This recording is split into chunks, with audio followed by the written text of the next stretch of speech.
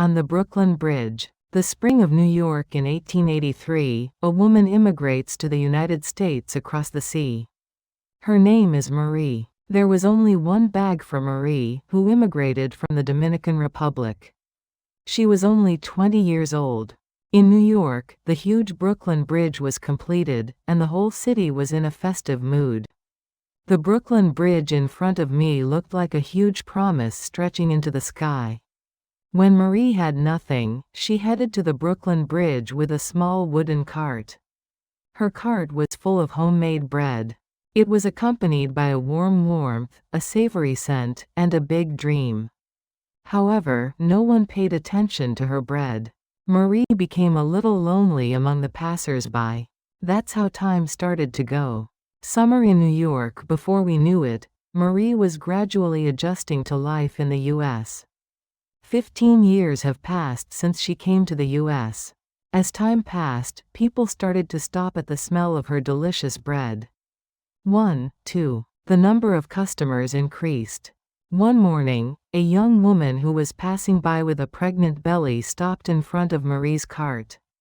"It smells like the bread my mom used to bake." Named Sophia, it has been a year since she left her hometown of Italy. Since then, Sophia came to buy Marie's bread every morning. On the Brooklyn Bridge, there were people who were doing business like Marie, and a lot of people started looking for the bridge. Among them was a young man named Tom from far across the sea. Tom was also a merchant in Brooklyn Bridge. Marie and Tom quickly fell in love. They developed love by working together on the Brooklyn Bridge every day. Marie was happy. "With the money I've been earning, I bought a small apartment with a view of the bridge." Standing by the window and looking at the Brooklyn Bridge, where she comes and goes every day, was her greatest happiness. "That bridge gave me everything," Marie whispered. Marie made bread harder. Among her bread lovers was a boy named James. He bought bread every Thursday. He was a poor boy who dreamed of becoming an artist. Marie even gave James free bread. Autumn in New York. Before long, Marie became a middle-aged woman, too. In the meantime, the Brooklyn Bridge became a symbol of New York. Many people gathered to see the Brooklyn Bridge. Marie's bread shop became a bridge specialty, too. There was always a long line in front of Marie's shop. Marie's bread was moist and delicious. But for a moment, Tom suddenly left one day without saying a single word to Marie. Marie was deeply saddened. The view of the happy Brooklyn Bridge is now bitter. When Marie was so sad that she couldn't open the store for a few days, patrons came over to visit her house one by one. Sophia brought her homemade soup, and George and Evelyn, an elderly couple, sat down hand in hand. However, a few days later, police officers appeared on the Brooklyn Bridge.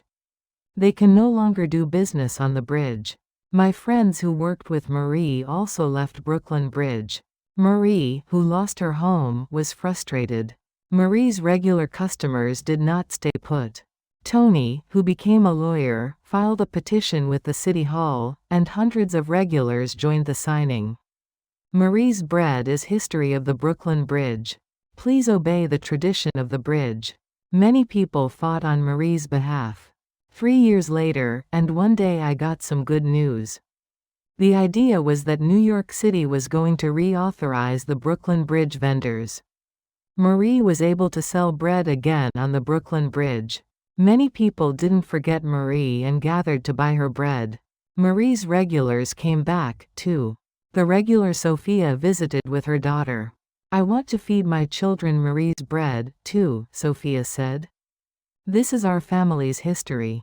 James became a famous artist and presented his first painting to Marie in a framed way. "Marie, you have always given us more than just bread," said James. Winter has come to New York. Marie, who is now 84 years old, no longer had the energy to go out on the bridge. Her small shop was closed, but everyone who crossed the bridge missed Marie. One day when it was snowing heavily, Marie put on her thick coat and finally found the Brooklyn Bridge. The snow-covered bridge was silent, and only the sound of her slow footsteps was carved into the snow. Marie stopped in the middle of the bridge and grabbed the cold railing. The voices of her young days crying out for potatoes and sandwiches, and the laughter of so many people, all of them, seemed to come alive as if it had been yesterday. And she said quietly, "Thank you." Marie said goodbye quietly as she was greeted by the falling snow, grateful for her life with the Brooklyn Bridge. After many years, Grandma Marie is not dying, but the warm bread she left behind is still by our side. Her bread is passed on to her children and is giving people the love that Grandma Marie left behind.